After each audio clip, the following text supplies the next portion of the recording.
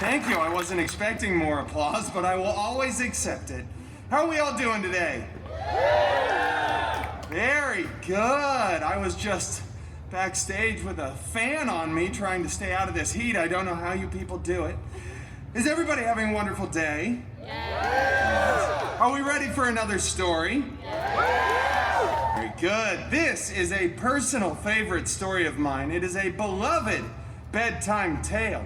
And Disney already owns the rights to it, so we can't be sued. That's right. This story is Cinderpool. Oh, all right, here we go.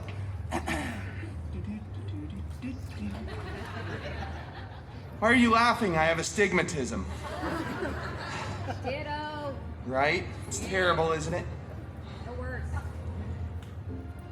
Once upon a time, you know, it just doesn't feel right when I do it by myself. We should all say those magical words together. Ready? Once upon a time. Wow, that was like a C+. Good job. Once upon a time, Cinderpool lived in a big mansion with his step professor and step mutants. Right, the biggest of those step mutants, Colossus, was always making up silly rules around the house, like stop putting your initials on other people's leftovers in the fridge, and for the love of Feige, stop hanging your underwear from the ceiling fan. What is wrong with you? Have you no... Anyway, the other step mutant, Negasonic Teenage Warhead, who has 4 fans here, was always texting and rolling her eyes. She was so Gen Z. Both of these step mutants were very jealous of Cinderpool because Cinderpool had a much larger fan base. Right? Nobody came to Colossus's story time. One day, an expendable and non-union extra went running in front of the mansion screaming. King Thanos was going to have the biggest battle of Phase 3. That's right, and we all know that was the last good phase. Cinderpool desperately wanted to go to the big battle, but Colossus said, "No. It is too dangerous, and you are not a good part of the team." Then he ripped apart Cinderpool's favorite costume, and Negasonic blasted it to pieces with her powers.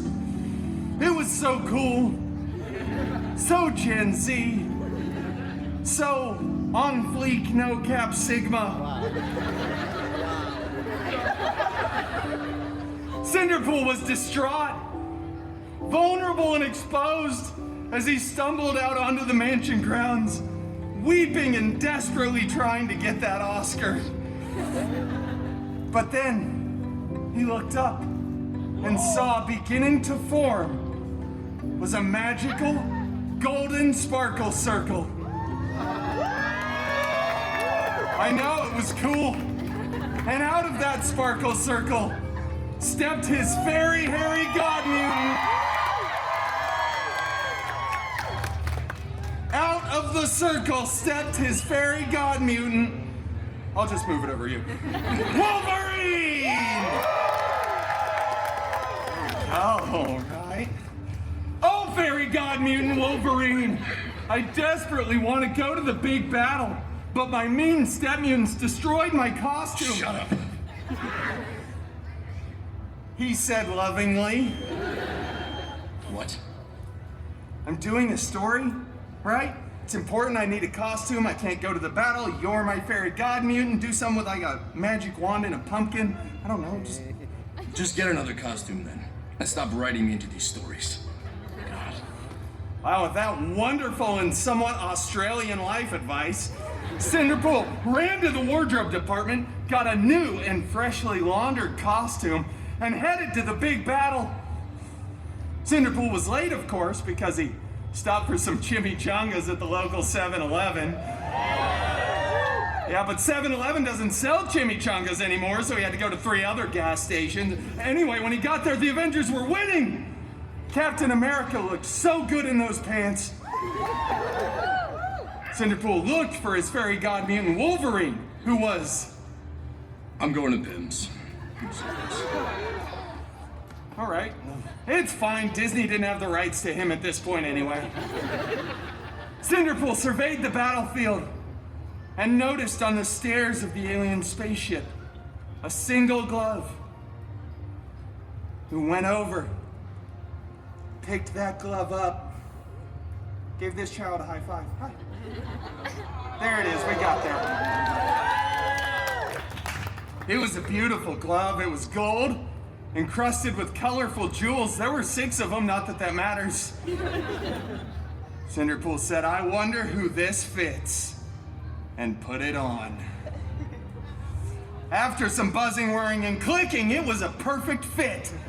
Then all the Avengers start screaming, and you hear Tony Stark over there just going, no! Take that thing off! This is my sacrificial moment! I don't want to be Tony Stark anymore! If I have to come back again, I'll be doomed! Doomed! That's right, half of you here do not get the joke. That's right, look it up on the internet, you'll see it. And all of the Avengers together screamed, Cinderpool, do not snap! So you know what Cinderpool did. Cinderpool snapped, that's right, both physically and mentally. Just kept snapping over and over. It was crazy. People were disappearing, reappearing. There were dogs falling out of the sky. Everybody was crying. And eventually, Tony Stark stopped saying, I love you. He said it like 3,000 times. That's right. Oh, whatever. But Cinderpool stopped. And at that moment, everybody was back. Cinderpool had saved the universe. And then all the Avengers tackle Cinderpool to the ground, rip the glove off of his hand, and blah, blah, blah. Years later, they remake the film. Tony Stark gets his head on My Beautiful Body, so he's the hero. And it goes on to become the most profitable film in the Feige universe, the FCU. But it's okay, because Cinderpool went on to start his own film franchise, which will break box office records. And then they had to invite Cinderpool back to the Avengers Endgame 2, Electric Boogaloo. Right. And that, ladies and gentlemen, is the end game. Yeah, you see what I did there was a play on work. Did I start with a Cinderella story? It's fine, we all enjoyed it. Thank you all so much for joining me here for another story time with Deadpool. You've all been wonderful. I love you the most. That's great. All right, bye everybody.